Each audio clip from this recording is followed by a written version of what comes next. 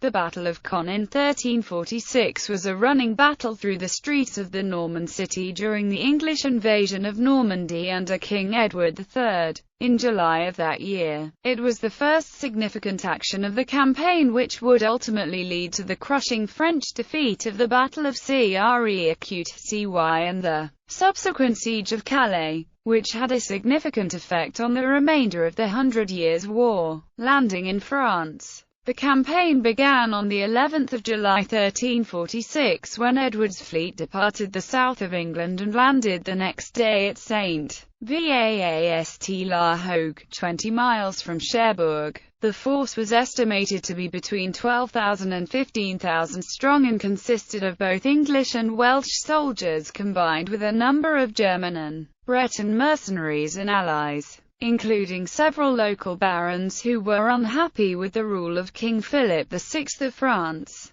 The English army marched southwards, Edward's aim being to conduct a chevauchée large-scale raid across French territory to reduce his opponent's morale and wealth. His soldiers responded by burning towns in their path and looting whatever they wished from the populace. The towns of Carentan, Saint-Lô and Torteval were razed as the army passed, along with many others. Caen, the cultural, political, religious and financial centre of northwest Normandy, was Edward's initial target. He hoped to recoup his expenditure on the expedition and terrorise the French government by taking this important position and destroying it. Caen itself was an old city broken into two parts. It sat on the north bank of the River Orne and was further divided by a branch of the River Odon which split the town into old and new parts. The old part was a walled city with a very strong castle, but was vulnerable to an English attack at positions where the walls had crumbled. The new part of the city was a wealthy district of merchants and landowners who lived on the island formed between the Orne and its branch which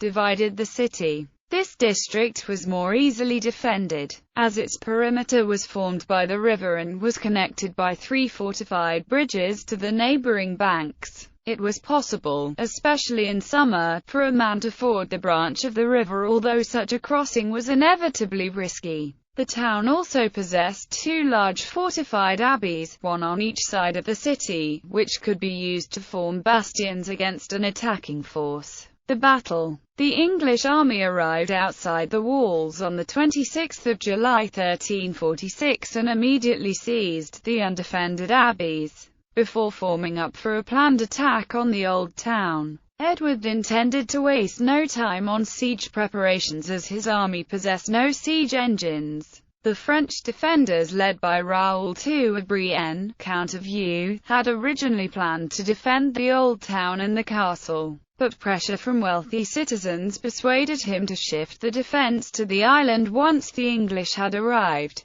This hasty withdrawal proved disastrous as important precautions, vital for the city's defense, were overlooked in the hurried relocation. With their initial plan now unnecessary, the English changed the axis of their advance and prepared to assault the defended bridges onto the northern bank, while a small force was dispatched to blockade the 300 soldiers remaining in the castle in the north of the town under the command of the Bishop of Bayeux. As Edward manoeuvred his troops into position, the English archers and men-at-arms, eager for plunder, preempted his orders and rushed the bridges before the assault force was fully in place. The attack was nominally led by the Earl of Warwick, the Earl of Northampton, and Richard Talbot, although these men had very little control over the troops supposedly under their command. When Edward saw the assault developing before he was ready, he ordered a retreat but was ignored by his men, as hundreds of English soldiers flung themselves across the bridges and into a furious melee on the far side, which had drawn in the entire French garrison. Teams of English longbowmen and Welsh lancers waded across the shrunken river, while others found boats which had not been removed from the northern bank during the hasty relocation at the start of the action. The French force was stretched too thin in defending the whole river bank and broke at several points.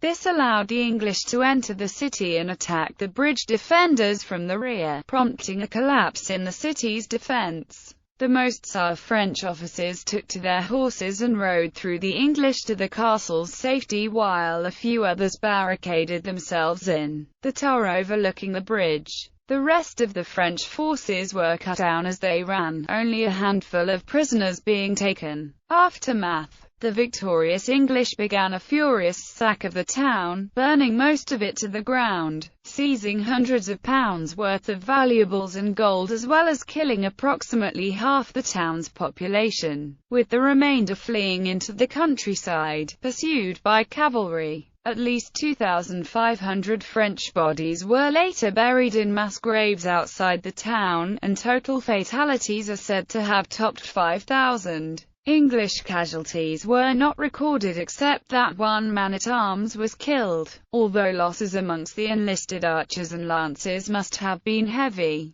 The sack of the city continued for 5 days, during which Edward attempted and failed to capture the castle, and paid homage over the grave of his ancestor William the Conqueror, who was buried in the town. Amongst the spoil from the city were several senior French noblemen who had not escaped and were later ransomed by their English captors, including the Count of Eu, who would remain a prisoner in England until 1350, when he returned voluntarily to France and was summarily executed by the king. Also discovered was a proclamation from the French king for Norman raiding parties to despoil the south coast of England, which was used by recruiting parties in England for some years to come to stir up anti-French feeling. The English army moved off on the 1st of August 1346. Leaving behind the castle and devastated city and pushing southwards towards the River Seine and potentially Paris beyond. That goal would be denied to Edward, but in the subsequent victories at Blanchet-Arc, Crécy and Calais, he would establish an English presence in northern France for 200 years to come. In other media, Bernard Cornwell's novel Harlequin provides a dramatized yet substantially accurate portrayal of this action. Ken Follett's novel World Without End has a scene in Caen in the aftermath of the battle.